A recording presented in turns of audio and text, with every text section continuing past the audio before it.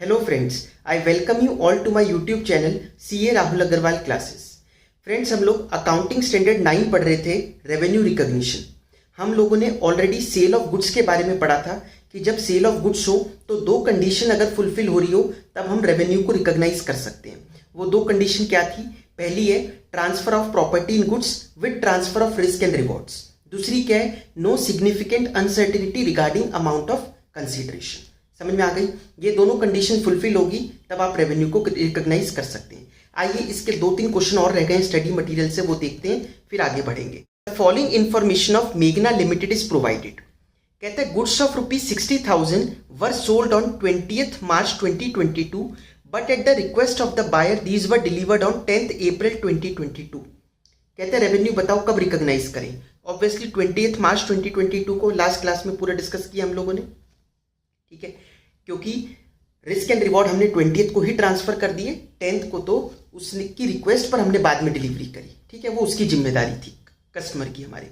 On 15th January 2022 goods of ₹1,50,000 were sent on consignment basis of which 20% of the goods unsold are lying with the consignee as on 31st March 2022।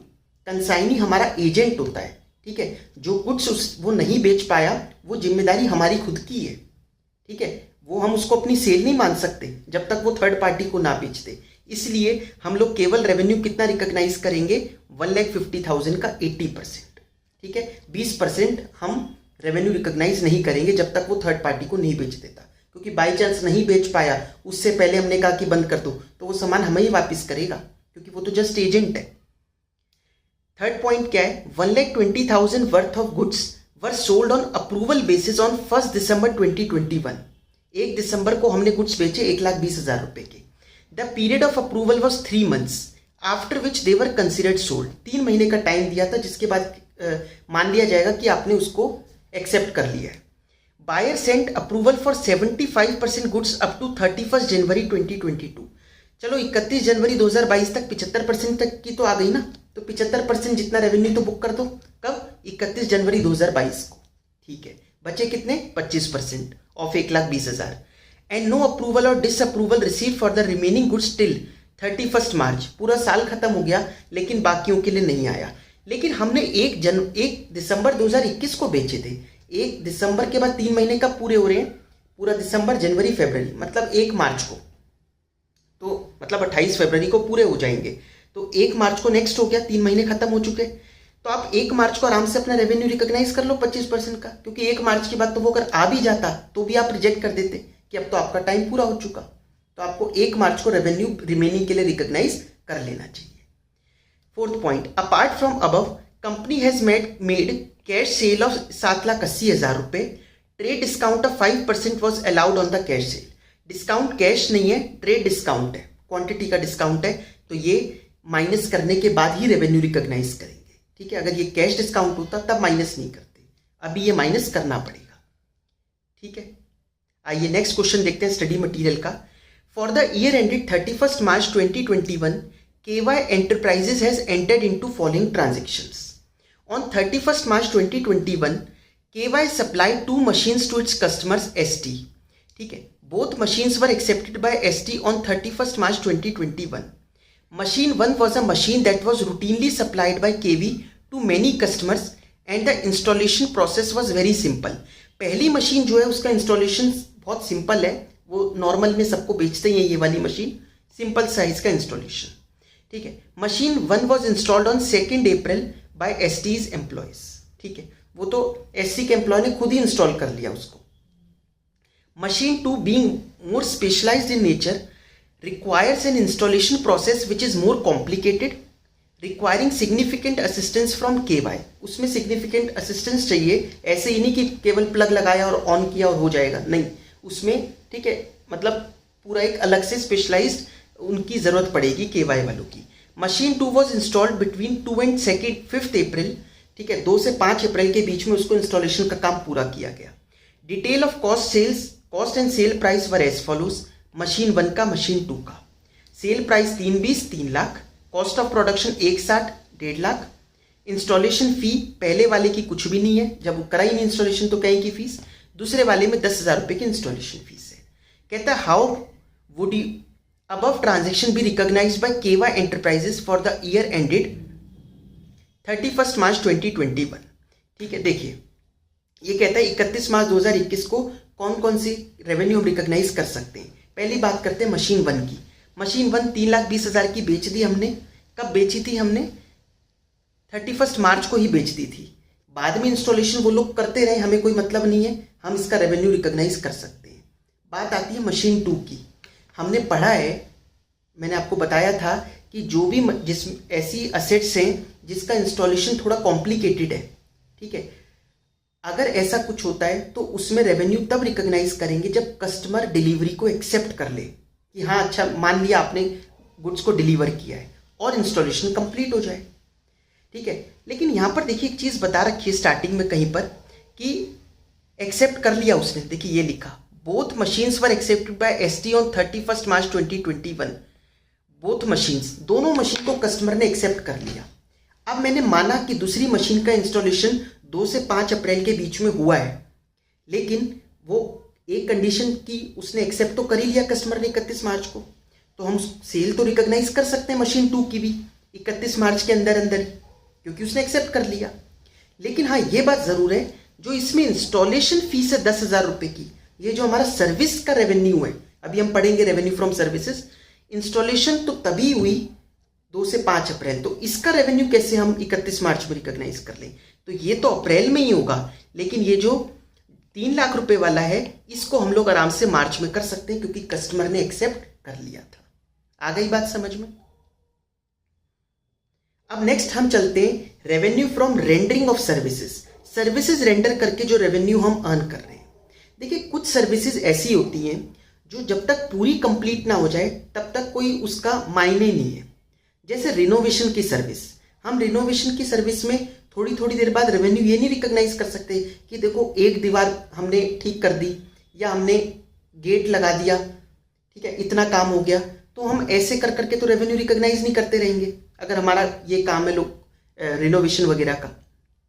ठीक है, तो ये एक ऐसी service हुई जब तक पूरी कंप्लीट नहीं हो जाएगी तब तक आप रेवेन्यू रिकॉग्नाइज नहीं कर सकते, क्योंकि कोई मतलब नहीं है एक थोड़ी थोड़ी सर्विस को रेवेन्यू रिकॉग्नाइज करने का। लेकिन कुछ सर्विसेज ऐसी होती हैं जो आपने थोड़ी दी और उसका वो बिल्कुल इंडिपेंडेंट सर्विस है बाकी सर्विसेज जो अभी आप आगे और देने वाले हो। जैसे मैंने क्या एग्जाम्पल यहाँ पर लिख भी रखा है, for example services of filing monthly returns of client as per annual contract. ठीक है, वो हर महीने की अपनी GST की रिटर्न हमसे भरवाता है, हम 1500 रुपये महीना चार्ज करते हैं, एक एग्रीमेंट हुआ हुआ है 2 साल का उसके साथ। ठीक है, वो पेमेंट हो सकता है कैसे मर्जी करे, वो हो सकता है पेमेंट क्वार्टरली करता हो, 6 महीने में एक बार करता हो, एडवांस दे देता हो, जो मर्जी होता हो पैसे देने का तरीका। मैं बात कर रहा हूँ रेवेन्यू कब रिकॉग्नाइज करें। आप महीने की रिटर्न पूरी कंप्लीट उसकी सबमिट कर दो, आप रेवेन्यू रिकॉग्नाइज कर सकते हो। ठीक है, क्योंकि ये वाली जो सर्विस आपने जो ये पोर्शन दिया सर्विस का, ये टोटल सर्विस से बिल्कुल अलग है।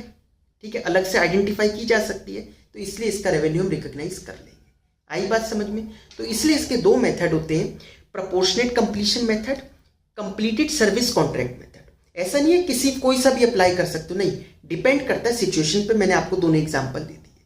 तो कुछ सर्विसेज में कौन सा लॉजिकल है, प्रोपोर्शनेट कंप्लीशन, और कुछ में कंप्लीटेड सर्विस जब तक नहीं हो जाती तब तक रेवेन्यू रिकॉग्नाइज नहीं किया जा सकता। आई बात समझ में? वही चीज लिखिए यहाँ पर, revenue recognise proportionately by reference to the performance of each act, और दूसरे में लिखा revenue recognised when the contract is fully या सब्सटेंशियली कंप्लीटेड। सब्सटेंशियली मतलब हो सकता है बस एक कंप्लीशन सर्टिफिकेट लेना बाकी है, अब तो कम से कम कर ही सकते हो जब सब कुछ हो ही गया है, या बिल्कुल थोड़ा सा कुछ बाकी है, सब कुछ हो गया था, कोई चीज़ हमारे को मिल नहीं रही थी बाजार में, हमने कहा यार ये 2-4 दिन में किसी बंदे को भेजकर फिर करवा देंगे, काम तो पूरा कंप्लीट हो गया, लेबर हमने वहां से हटा ली है अपनी। ठीक है, रेवेन्यू रिकॉग्नाइज कर सकते हैं। आई बात समझ में?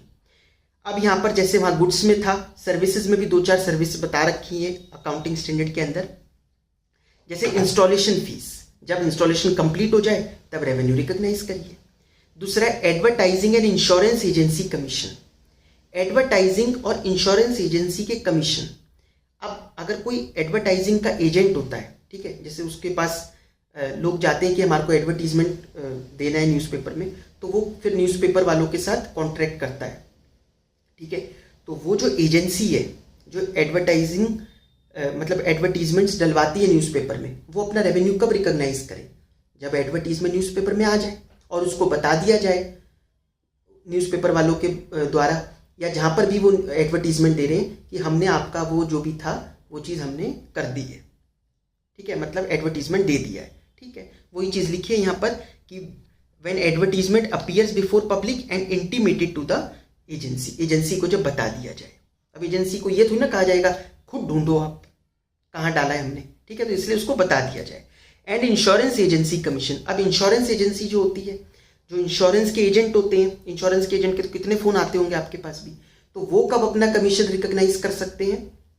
जब अब जैसे अगर कोई रिन्यूअल करवाना था इंश्योरेंस का, तो जब भी रिन्यूअल हो जाए, अगर नया है तो जब भी वो पीरियड शुरू हो जाए, अगर पहली बार ही इंश्योरेंस ले रहा है तो जैसे ही पीरियड स्टार्ट हो आपको कमीशन मिला हुआ है तो वो कमीशन अपना रेवेन्यू रिकॉग्नाइज कर दो।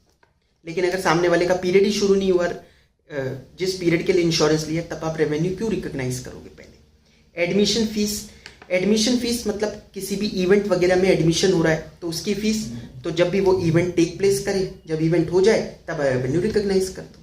उससे पहले तो वो एडवांस ही माना जाएगा।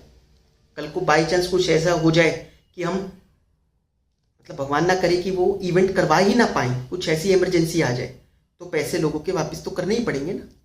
तो when the event takes place, ठीक है, and when the subscription is for number of events, अगर कई इवेंट्स का एक साथ है तो फिर fees is allocated on systematic basis, ठीक है, वो सिस्टमैटिक बेसिस पर एलोकेट हो जाएगी। Tuition fees over the period of instruction, जैसे जैसे आप ट्यूशन की सर्विस दे रहे हो वैसे वैसे रेवेन्यू रिकॉग्नाइज कर दो। एंट्रेंस एंड मेंबरशिप फीस, ये जिन्होंने एनपीओ पढ़ा है, 11th-12th में पढ़ा होगा, नॉट फॉर प्रॉफिट, तो एंट्रेंस फीस के लिए बताया जाता है, इसको कैपिटल नेचर का मानते हैं, बैलेंस शीट की लाइबिलिटी साइड में लेके जाते हैं एंट्रेंस फीस। मेंबरशिप फीस वगैरह जो होती है क्लब की, अब उसके लिए है if it includes other services, इसमें अगर मेंबरशिप फीस में क्या क्या और भी कोई सर्विसेज अगर आती हैं, ठीक है, कि उसमें जिम है उसकी अलग सर्विस है, स्विमिंग पूल की भी सर्विस अगर इंक्लूडेड है, तो then allocated on systematic basis, otherwise on receipt, तो फिर वो सिस्टमैटिक बेसिस पर जैसे जैसे वो अगर अलग अलग सर्विसेज हैं उसके अंदर तो उसके हिसाब से रेवेन्यू रिकॉग्नाइज करो। अगर ऐसा नहीं है, एक ही मेंबरशिप फीस है उसमें सब फ्री है कस्टमर्स के लिए, तो ठीक है, फिर रिसीट बेसिस पर जैसे पैसे मिले वैसे रेवेन्यू को हम रिकॉग्नाइज कर सकते हैं। नेक्स्ट है financial service commission. Financial service commission होती है जैसे लोन वगैरह से रिलेटेड, कि किसी ने लोन अरेंज करवाया या लोन के मैनेजमेंट की फीस, वो सब आती है फाइनेंशियल सर्विस कमीशन। तो वो भी डिपेंड करती है ट्रांजैक्शन कैसी है, नेचर ऑफ ट्रांजैक्शन। अगर जैसे लोन अरेंज करवाने की फीस कमीशन ली आपने, तो बस लोन अरेंज हो गया, कमीशन बुक कर लो। लेकिन अगर उसका लोन पूरा मैनेज करने की कमीशन ले रहे हो आप, जो 2 साल 3 साल 4 साल आप मैनेज करोगे, तो फिर over the period of loan आपको अमोर्टाइज करना चाहिए उस इनकम को। ठीक है, बात समझ में आई? ये स्टडी मटेरियल, ये एक क्वेश्चन आरटीपी का है, नवंबर 2021 का। इसमें तो ये सारी जो भी सर्विसेज है ऊपर ही डिस्कस करके अभी हम आए हैं, ये आरटीपी का क्वेश्चन था। ठीक है, दूसरा एक और पॉइंट कहता है, दूसरा पॉइंट कहता है इसमें बी पॉइंट, ये आप रीड कर लेना। इसमें कहता है कि ये लोग Shipra limited has been successful jewellers for past 100 years, sales are against cash only, returns negligible होते हैं। The company also diversified into apparels, a young senior executive was put in charge of apparels business, एक apparel business और start किया उन्होंने। Sales increase 5 times, उससे sale 5 गुना बढ़ गई। One of the condition for sale is that dealers can return the unsold stock with in 1 month of the end of the season. ठीक है, 1 महीने जब सीजन एंड हो उसके 1 महीने बाद तक वो लोग सामान को वापस कर सकते हैं dealers. Sale return for this year was 25% of sales, sales return 25% थी। कहते हैं सुटेबल रेवेन्यू रिकॉग्निशन पॉलिसी बनाओ, तो एक रेवेन्यू रिकॉग्निशन पॉलिसी बनानी है, ठीक है, इस कंपनी के लिए। तो देखिए, जो ये इनका बिजनेस ज्वेलरी वाला था उसमें तो कोई प्रॉब्लम नहीं है, जैसे ही गुड्स बेचते हैं वैसे रेवेन्यू को रिकॉग्नाइज कर सकते हैं।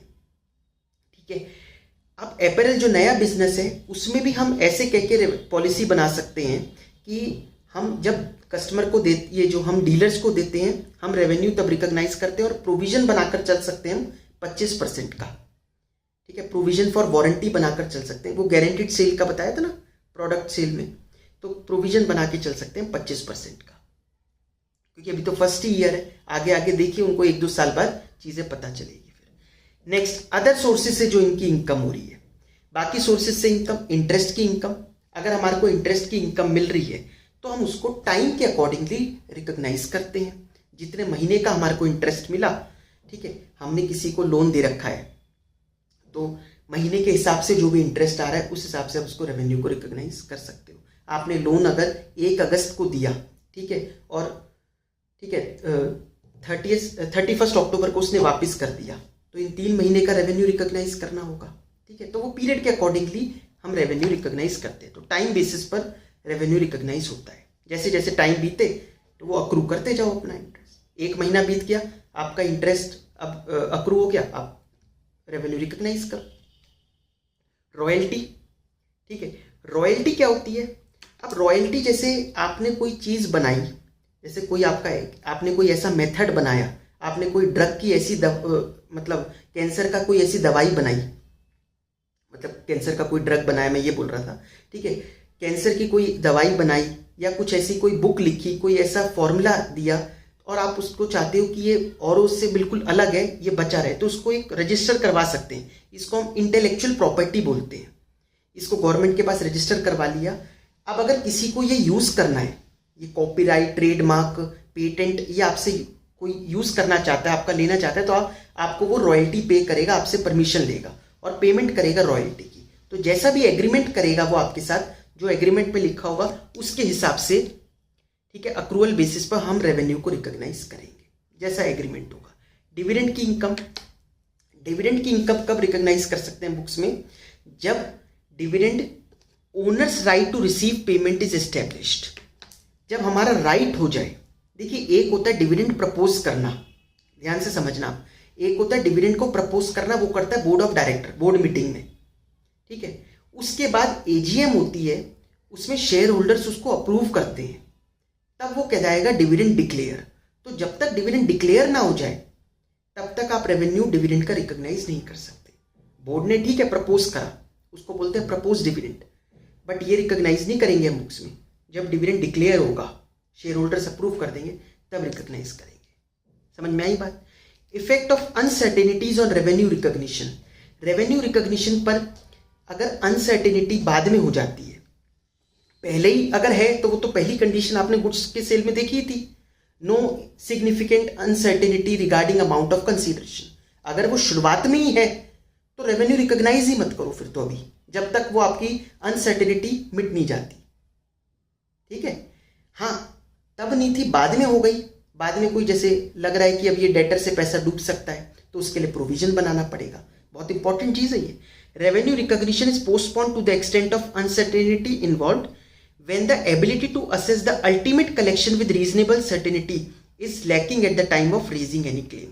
अगर शुरुआत में ही हो तो जब तक रेवेन्यू रिकॉग्नाइज मत करो, जब तक आपका पूरा आप श्योर नहीं हो जाते कि पैसा मिलेगा। लेकिन बाद में हो, if uncertainty arises after recognition of revenue, provision is made to the extent of uncertainty involved, ठीक है। फिर प्रोविजन बनाना पड़ेगा आपको, प्रोविजन बनाना पड़ेगा, रेवेन्यू कम नहीं करना पड़ेगा, ध्यान से, ठीक है। प्रोविजन अलग से बनेगा एक्सपेंस में, ये नहीं कह रहे रेवेन्यू रिवर्स मार दो। डिस्क्लोजर्स क्या है? जो भी अकाउंटिंग स्टैंडर्ड 1 में थे वो सारे उसमें पढ़े ही हमने। Circumstances which lead to postponement of revenue recognition, अगर किसी कारण से आपने रेवेन्यू रिकॉग्नाइज नहीं करा बेचने के बाद भी, तो ऐसी क्या कंडीशन हो गई, क्या सिचुएशन आ गई कि आप रेवेन्यू रिकॉग्नाइज नहीं कर पाए, ठीक है। ये एक आरटीपी का क्वेश्चन है मई 2018 का। यहाँ पर वो कहते हैं manufacturing company has the following stages of production and sale in the manufacturing of fine paper rolls. तो 15 जनवरी 2016 से देखिए स्टेप्स है, रॉ मटेरियल था, फिर पल्प बना, रफ एंड थिक पेपर, फिर fine paper roles, ready for sale. यहाँ पर रेडी हो गया था 20 फरवरी को बेचने के लिए, बिकने के लिए बिल्कुल तैयार खड़ा है, जब मर्जी उसको कोई खरीद ले। 15 मार्च 2016 को सेल एग्री हो गई और इनवॉइस हमने रेज कर दिया।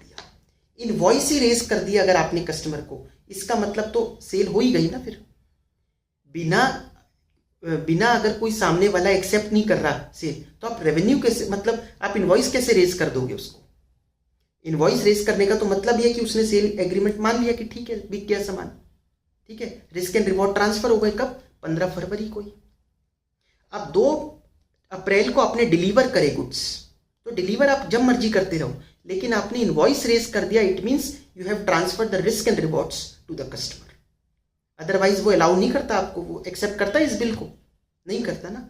हमें कोई बिल दे दे ऐसे ही बिना सामान दिए तो हम मान लेंगे उस बिल को, हम कहेंगे कि पहले सामान तो दे, ठीक है। तो ये था हमारा अकाउंटिंग स्टैंडर्ड 9। कोई डाउट हो तो आप लोग पूछ सकते हो, बाकी नेक्स्ट अकाउंटिंग स्टैंडर्ड हम नेक्स्ट क्लास में करेंगे। Thank you so much.